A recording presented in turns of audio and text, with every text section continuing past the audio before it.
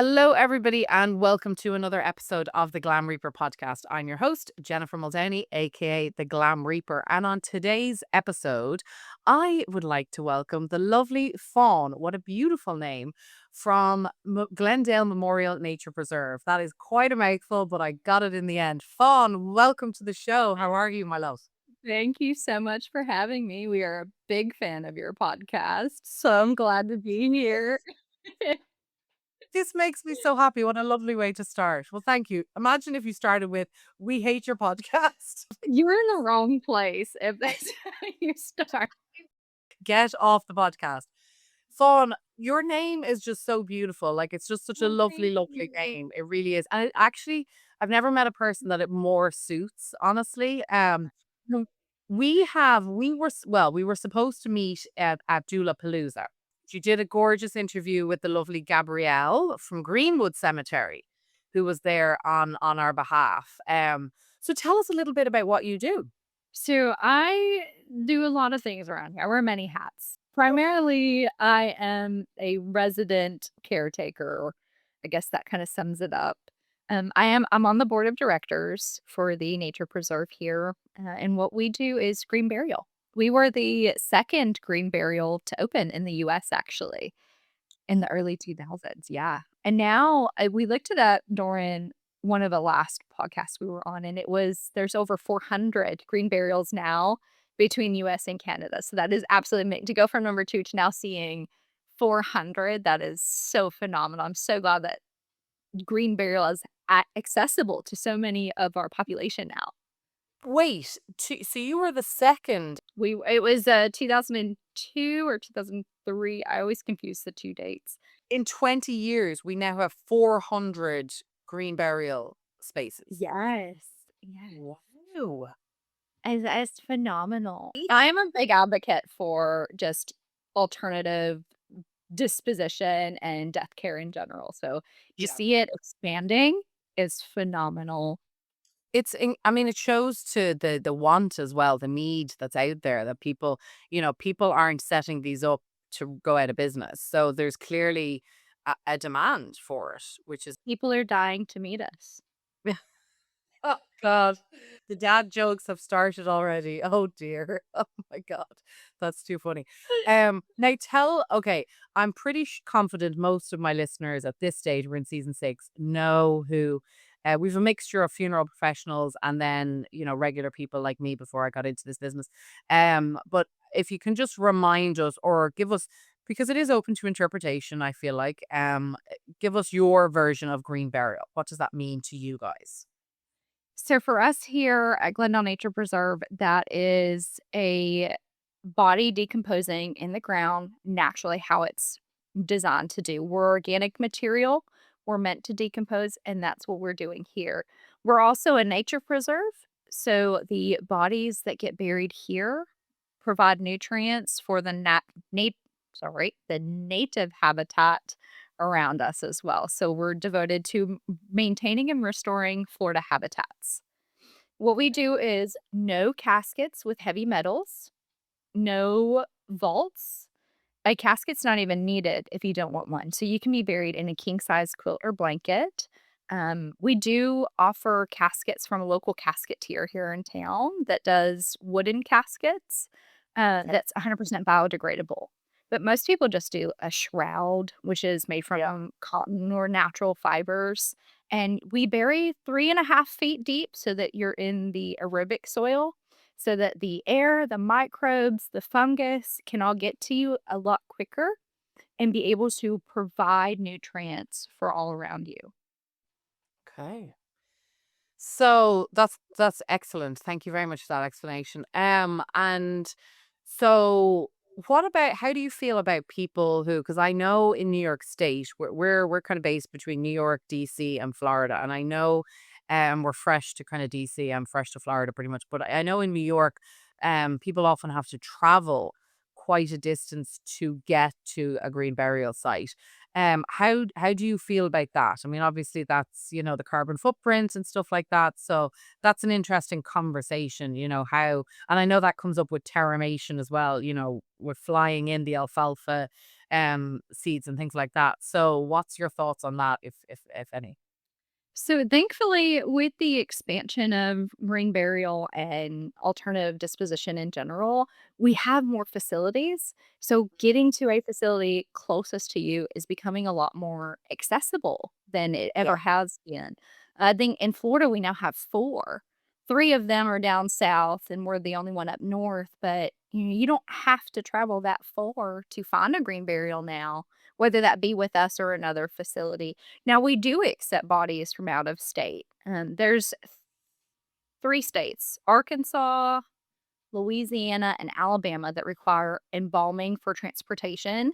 However, there is a get around if the family's doing the transportation themselves and you file all the correct paperwork. So there then you can if you're not using a funeral facility or a transportation service, there is a little bit of a get around. There's some wiggle room. You gotta fight a little bit for it. I know some airlines will also transport without embalming. You just gotta check. I'm not 100% sure which ones do it off the top of my head, but some places do allow transport without embalming. But for the most part, if you're doing it yourself, it's fine. But thankfully, we don't have to go that far anymore to find Yeah, and spaces. that is so interesting in and of itself because, in the US, and I've often talked about this, the most ironic thing about the United States is that it's called the United States of America when every state is so different Little different. in what it accepts, doesn't accept, allow, all the different rules and regulations. So, because a lot of states don't realize that a lot of people don't realize that state by state, can transport the body, you can't, and then sometimes they think, oh, the funeral home is trying to scam me. Because my death doula told me I can transport the body myself, whereas funeral director's like, I promise you, I'm not trying to scam you. This is the law. Like it. So the states that surround you, they do allow the body to be transported by family. All except for Alabama's the only one that connects with us that's gonna give you some problems when it comes to transportation, because they're one of those requires embalming states. Right. But even if we could drive around Alabama to get to us too, that's acceptable. Yeah, otherwise home funerals are acceptable in every state as well. You can have home funerals and taking care of your deceased loved ones yourself. That's becoming more popular as well. Okay. And in that particular instance, is there a need for a funeral director at all then? In the state of Florida, no. I can tell you for a fact, in the state of Florida, no funeral director is required. Other states, I can't say 100%. I think Louisiana requires a funeral director for burial. But in Florida, as long as a family member or a designated representative claims that they are acting as the funeral director, that's good enough. As long as you file all the correct paperwork, you obtain a death certificate, you get the body a burial transit permit, which can be all found on our website under forms tab. We have quick and easy PDF pamphlets ready to go. You can print them off, you can view them on the internet, but it's a step-by-step guide on how to obtain all this paperwork, and then you can just do it all yourself 100%. That's amazing. Wow. I didn't actually know. I mean, I'm new to New York. I'm new to Florida State. And so which I'm actually in the process of redoing my will and my, all my different documents and things. But I didn't realize that actually. Honestly, I never questioned not using a funeral director because even I feel even for home burials, I personally would want to have an expert with me. And to me, that's what funeral directors are, right? And I feel like honestly, they need to pivot their marketing of themselves to be more of consultants as opposed to, what where they're currently at. Um, but I guess okay, so in the state of Florida, which I currently reside, I my friend could come from a different state and pick me up and and bring me. If you were to die at home, Mhm. they can keep you at home as long as you're on ice, refrigeration, Yeah. dry ice counts, air conditioner turned all the way down, and Yeah. have a service within a few days. and then transport you to where you're going to be buried or however your disposition is going to be, that's fully acceptable without funeral director involvement. Now, don't get me wrong, I love our funeral director. There's 2 funeral directors here in town that we work really well with. Yeah. They're just amazing people all around. Some people can't take care of their loved ones after they've deceased. It's a mental thing. They're too Oh, distraught and they can't do it. yes. So, in that case, absolutely hire a professional. But if Yeah. you're able to do it, do it. The closure, I think, is so much better on a personal level, Yeah. taking care of your deceased loved ones. It's different. Yeah. Yeah. I mean, it's something we grew up with a little bit in Ireland, more rurally. I'm from Dublin. So in Dublin we're a city. So we're not similar to the US, but we always had funeral homes and funeral directors and the men that would come in and take care of everything. Whereas in rural Ireland, though, it was very community based, and the women, I mean, women were the original undertakers, really, and we took care of the bodies and washed and bathed and everything like that.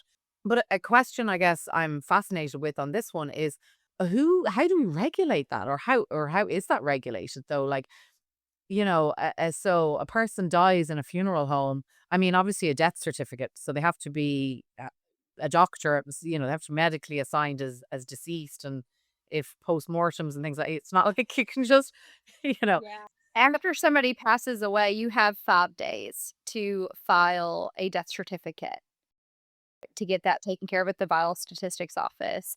doctor has. Treating like, say you're terminally ill and a doctor's been treating you and they say, "Yeah, I knew she was gonna die, so yeah, let me just I can sign off on that for you." Now, if you die under mysterious circumstances and you have to go to a medical examiner's office for a few days, the medical examiner's office can sign that death certificate for you as well. And then you can take all that paperwork to the biologist's office again and get a burial transit permit.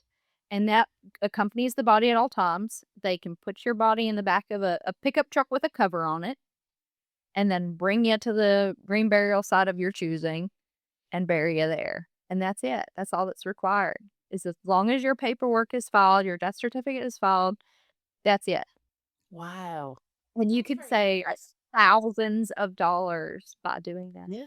In Florida, the average cost of a funeral service is seven to $10,000. And I Yeah. think the National Funeral Directors Association's website, I compiled all of their statistics and it was about 14,000 for average for a funeral. Yeah. And that's including your cemetery costs, your vault costs, the viewing service fees, the staffing fees for the funeral home and what have you. But here for us, it's $1,800 and that's it. That's the opening and closing of the gravesite at time of need. Because we're a nonprofit, 100% of that goes back into maintaining our nature preserve. So you call yourselves a nature preserve as well, not a cemetery? Yeah, ew, so we're a conservation cemetery and nature preserve. We go hand in hand kind of with it. Yeah. The bodies that are buried here provide so much nutrients for the habitat around it that it Yeah. just makes sense to. We Yeah. also do a longleaf pine ecosystem as well. We're restoring the native pine trees for Florida here. I think there was less than 3% of the native habitat for the pine needles remaining. Yeah. Oh, John putting his input. John is our founder. Him and his brother are one of our founders. We should get John on camera. Keep him in there. Here, say hi. He's providing the clacks in the background. Hi, John. Yeah, we didn't even get to our founding story yet. I know. John. Well, welcome to Yeah. the Glam Reaper podcast. Tell us what made you start this. It was the answer to how do we make sure our farm never ever gets broken into little pieces. There's no taxes on a cemetery. Aha. So, so it was a financial decision. In a sense, now, as we were going through the process of learning how to actually make this happen, as basically naive, ignorant country boys, it began to get obvious that there was divine intervention involved. Most likely, my parents, my brother, our wives, all incarnated into planet Earth at this time to make this happen. along with a bunch of other people who just showed up and says, "I'm gonna help you with this." People with skills and that we didn't even know existed. But to actually make it happen was quite a process. And when we That's started, it was amazing. just an idea. Yeah. And it's nonprofit. I mean, it's That was a cheap and easy way to actually make it happen in today's financial slash political world. A yeah. foundation would have been better, but it cost a lot more. And the Yeah. lawyer that the law school professor who stepped up and says, "Hey, I'm gonna help y'all do this." Ah, where does that come from? Uh, he suggested we go with a nonprofit. So at that point in time, we didn't have many options considering to really make something like this happen, you need $1 billion up front to start with for trust fund lawyers. Yeah. But that part was lacking. So we did what we did, and turns out I don't think we could have done anything any better. Yeah. That's great. And setting the foundation for other green burial facilities to Yeah. open as well. I was just telling her that there's over 400 now We between were the US number and 2 in the Canada. nation and number 1 in the state of Florida. The first one in America was in South Carolina, and that guy, Dr. Billy Campbell, he helped us do this. That was part of the divine intervention. Yeah. I'm gonna help you guys do this. And he taught us Amazing so well. story. We thank you for doing it and sharing your story. I'm having fun. What can I say? We do have a lot of fun out here for sure. Out of curiosity, when you said you bury 3.5 feet deep, do you have markers on each grave? And because it's more of a nature preserve, do you recycle those graves after? I mean, you're probably not around long enough yet. I'm so glad you asked that question. Yes, we do.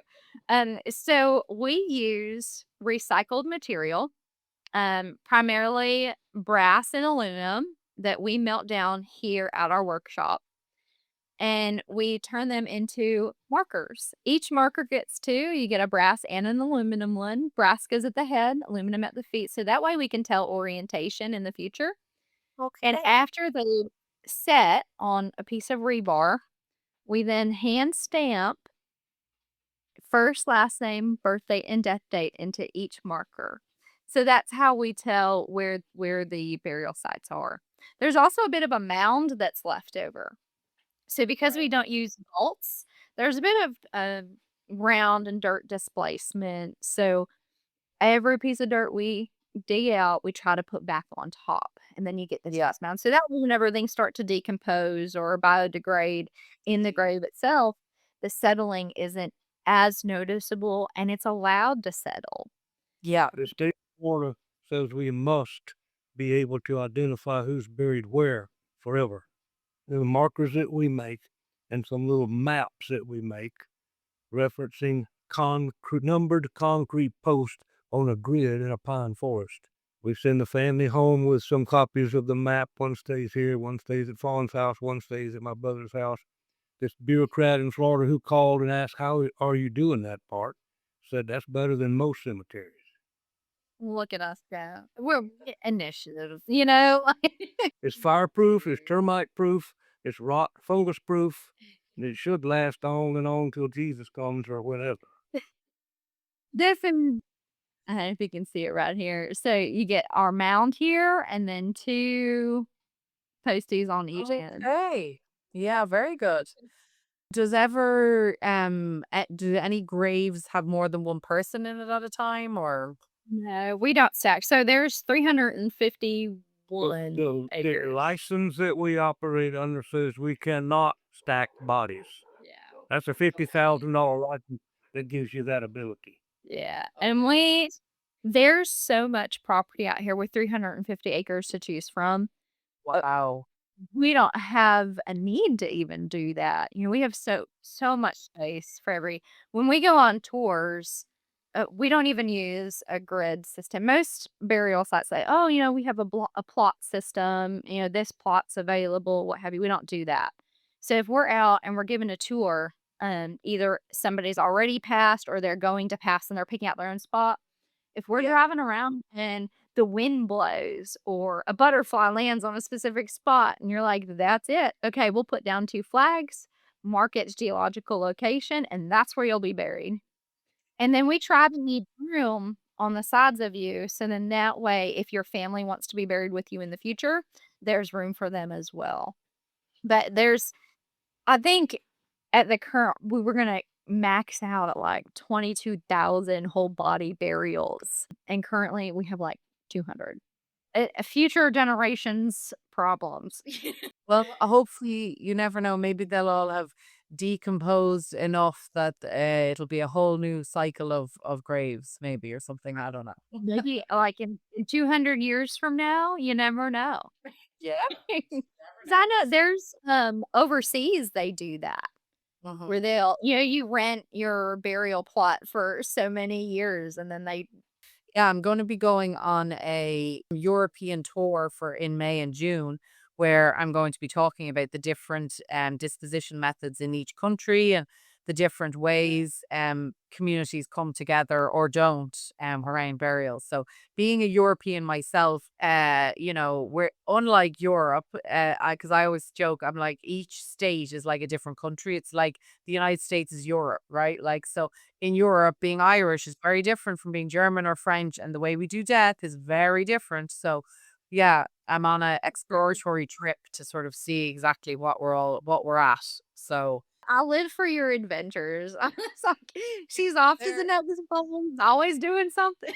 yeah, always getting into some form of mischief too. I mean, it's my dad jokes that I need to write a book about the adventures I get on because it's never normal. Like what happens to me when I do my travels is never it's a comedy. I mean, if people I saw the know. like looking with flags up and down flights of stairs and falling down and oh my god, anyway, I do wonder sometimes how I've survived to the ripe old age of 43. Hopefully another 40 years or so, that'll do me. As long as I live healthy and can travel still until I'm 80, Yeah. I'll be very happy. Um, well, this sounds like I mean, it sounds like a wonderful magical place, honestly. And I really well, I'm not sure I'll get all the way to yours. If Florida is crazy big. I never realized it until I moved here how big it is. It really, really is. So maybe I'll find a cemetery closer to home here and maybe we'll go visit and do some filming. But it's I mean, green burial is a beautiful concept. It's a beautiful idea.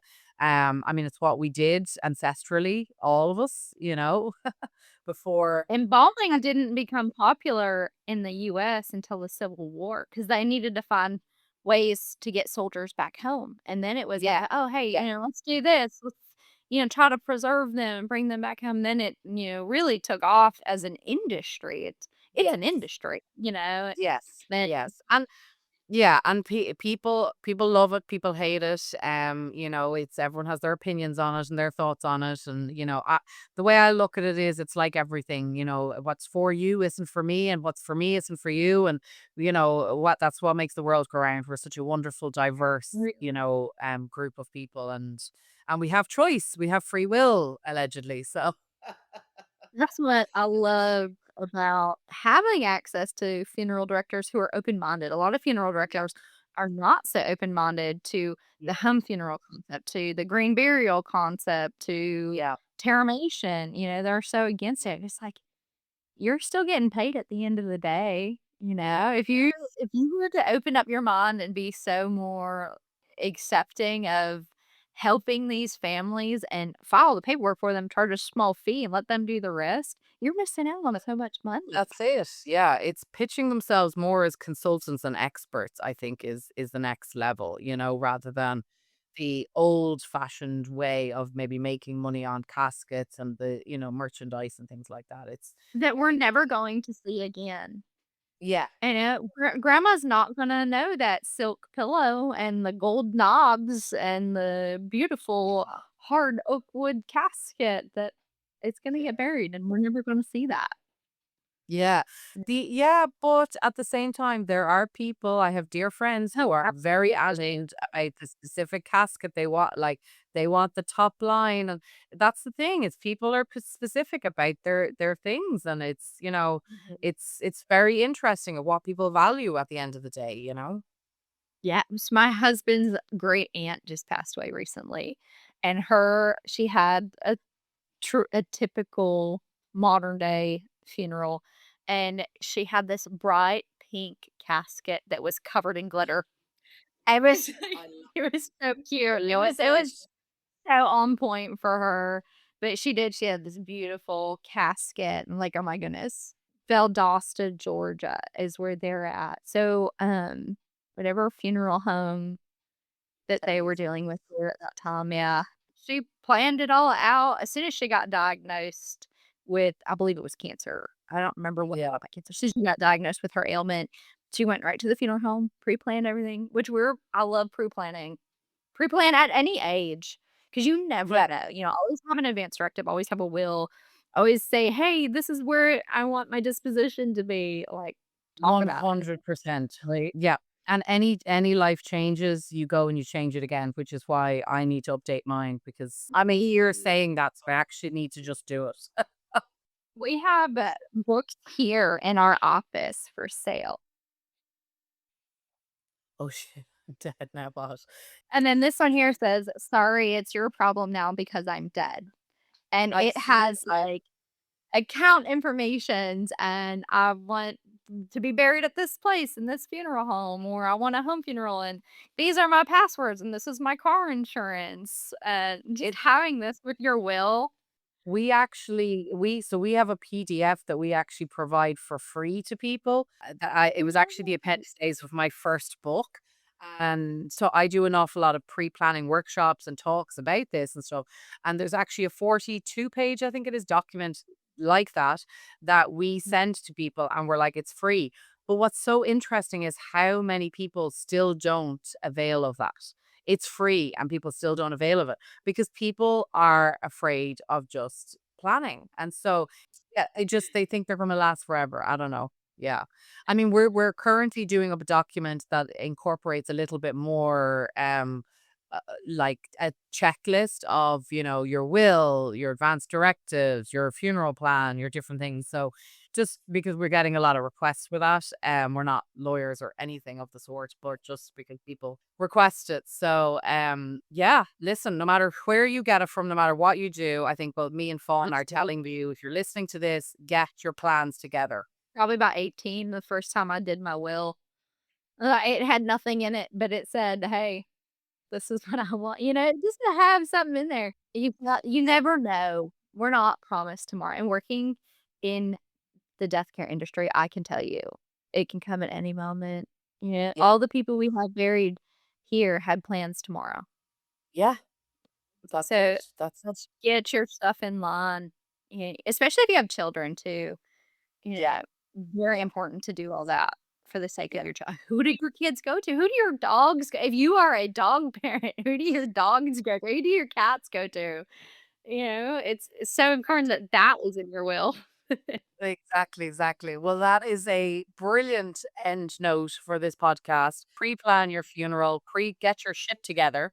And if green burial is what you're interested in, well, you've got Fawn in the Panhandle, at Glendale. I was about to say Glendale. Yeah, but check out your local green burial site. If it's for you, great. If it's not, then just look at your other options. Fawn, thank you so much for joining us. This has been a pleasure. Thank you for having me. It was so nice chatting with you. And I hope everybody goes and pre-plans their dispositions.